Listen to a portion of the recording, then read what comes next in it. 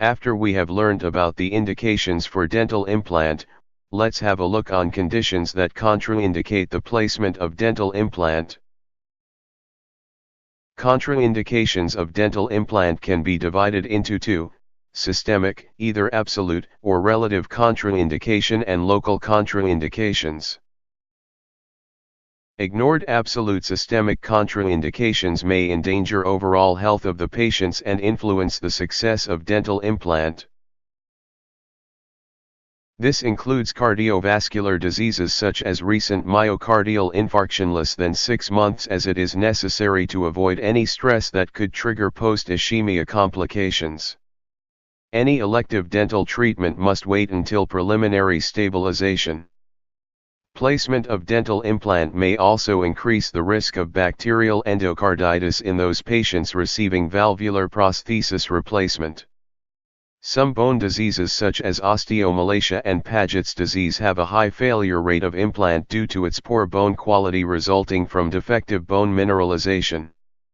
The use on intravenous bisphosphonate for management of bone diseases also increase the risk of osteoradionecrosis and interfere with bone turnover at implant interface.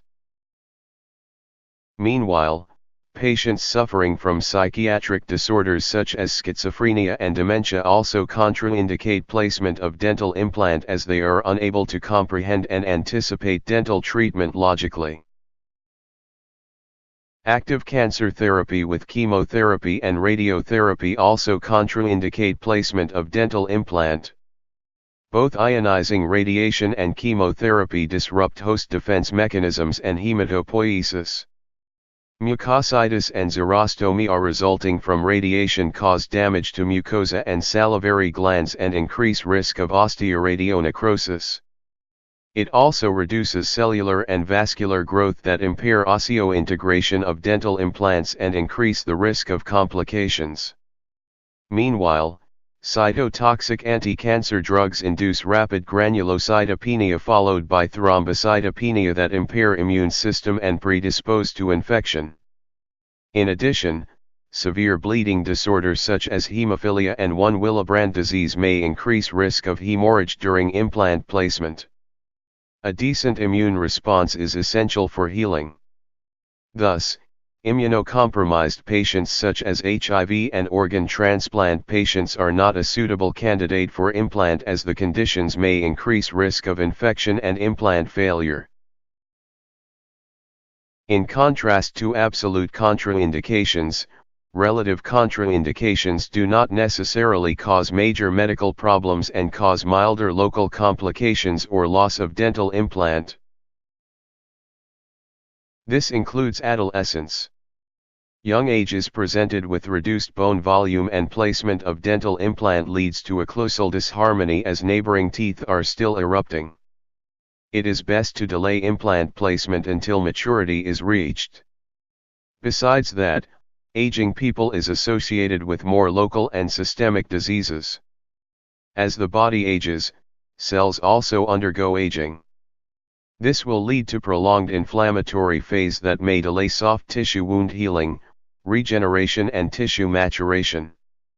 Furthermore, since they have more difficulty with muscular adaptation to prostheses, their manual force in handling dental prosthesis and the possibility of oral, implant and denture hygiene care and dexterity should be evaluated. In addition is osteoporosis, which is commonly affecting postmenopausal women. Reduction in bone mass and bone mineral density may modify bone quality, formation, or healing that complicates osseointegration process. Bone volume and quality are decreased and impaired bone metabolism delays healing. Besides that, the toxic products of smoking, which is nicotine, and uncontrolled diabetes cause vascular changes, altered immune response and delayed wound healing that may increase the risk of dental implant failure. Furthermore, hyperglycemia inhibits osteoblastic differentiation and prevents bone formation around endosseous implants that may affect osseointegration process. Moreover, hypothyroidism also decreases recruitment, maturation, and activity of bone cells. therefore suppressing bone formation and resorption. Drug-induced gingival hyperplasia with poor plaque control predisposed to peri-implant mucositis and peri-implantitis that may compromise success of dental implant. Consultation with the patient's physician prior to dental implant placement is desirable for patients on anticoagulants or long-term systemic corticosteroids, as patients on anticoagulants are at risk of severe hemorrhage and patients on long-term systemic corticosteroids are at risk of steroid crisis during implant surgery.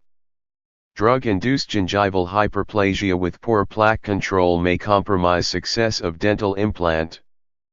Local factors also play a role in the case selection of implant, and there are conditions that hinder the placement of dental implant.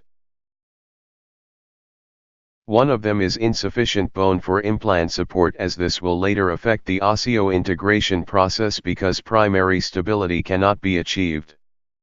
It requires a minimum of 3 to 5 mm of intimate bone to implant contact, and most implant systems require a minimum of 5 to 7 mm bone width. Close proximity to anatomical structures such as the maxillary sinuses, mental foramina, mandibular sublingual concavities, and the inferior alveolar neurovascular bundle also should be assessed prior to implant placement to prevent serious complications. Any presence of local diseases of oral mucosa or alveolar bones such as cysts, intraosseous infections, and foreign bodies must be removed and treated prior to dental implant placement. People who are allergic to metal may also have an allergy to titanium. They may have dermal inflammatory conditions following dental implant placement. The use of other alternative materials such as zirconium oxide may overcome this limitation. Moreover, poor oral hygiene is also a contraindication, as it can predispose to periodontal problems. Patients' ability to maintain an excellent oral hygiene also determines the success of the dental implant placement throughout life. Uncontrolled habit of bruxism may cause technical complications and failures such as screw or framework fractures due to overloading. Management of this habit should be initiated first prior to dental implant placement in order to ensure success and longevity of the implant.